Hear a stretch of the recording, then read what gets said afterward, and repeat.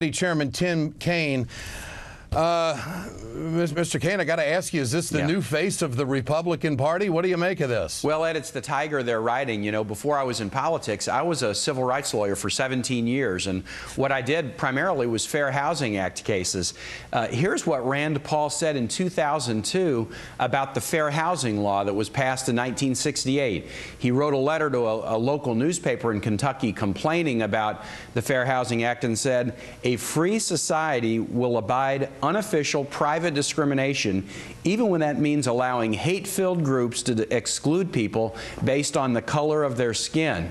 This wasn't a gotcha question on a TV show. He wanted to write into the local paper to complain that a Fair Housing Act that had passed 34 years before was unjust, and a free society should tolerate hate-filled groups excluding people based on the color of their skin. This is very frightening stuff. It's the kind of stuff that happens when you see this kind of extremism run wild, and I think the Republican Party needs to get on record, as you were saying earlier, and get their leaders out there saying we're against this and we condemn this kind of thinking. Well, silence gives consent. I mean, it seems to me the guy's an unguided missile. He's not very well politically grounded, and he'll say anything that will get him attention. I mean, that's how he comes off to me.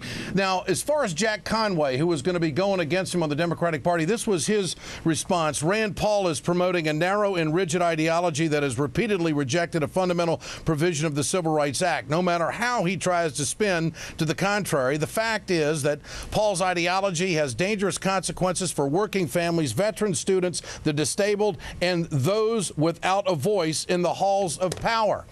But isn't the scary thing in all of this, Mr. Kaine, that a lot of what he says is on right-wing radio in America, and you know, a lot of candidates are actually making headway at the polls on low information voters. What do you think? Well, you're hearing a lot of people push stuff like this. I haven't heard many say it as plainly as Rand Paul has said it throughout his career.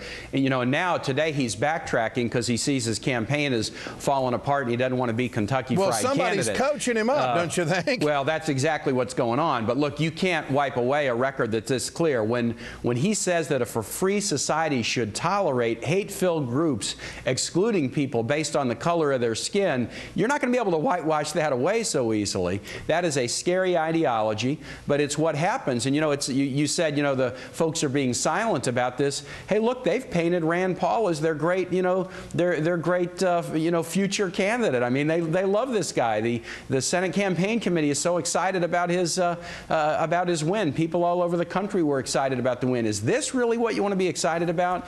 You know, we've got to stand for something in this country. I think it starts with all are created equal. You know, that was like the first line in the near the first line in the Declaration of Independence. That is the American value. That's the greatness of our country, that we're the big tent, that all are welcome. And somebody who is out there preaching an ideology that says, no, we have to tolerate and promote hate-filled groups excluding people, that's just the wrong way to go. Governor Kaine, always a pleasure. Thanks for joining us tonight. You bet. Coming up, oil hits the Louisiana wetlands. Louisiana Governor Bobby Jindal says the situation is life or death, and BP admits more oil than estimated is pouring out into the Gulf. And Nancy Pelosi slams the tan man, Cavuto trashes steel, and a mustached man lands in the zone. You got a lot to watch tonight right here on The Ed Show on MSNBC. Stay with us. Hey, can I play with the toys? Sure, but let me get a little information first. For broccoli, say 1. For toys, say 2. Toys. The system can't process your response at this time. What?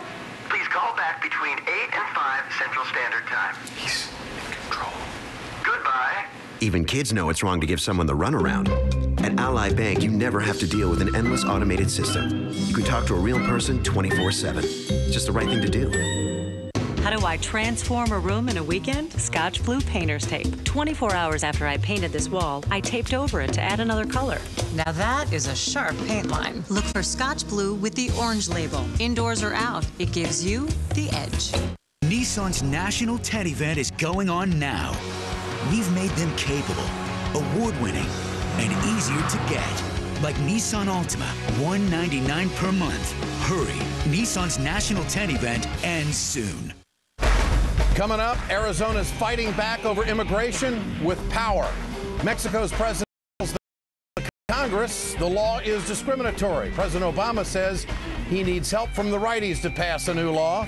And Congressman Gutierrez met with both presidents today. He'll join me at the bottom of the hour talking about immigration reform and where we stand right now. Stay with us.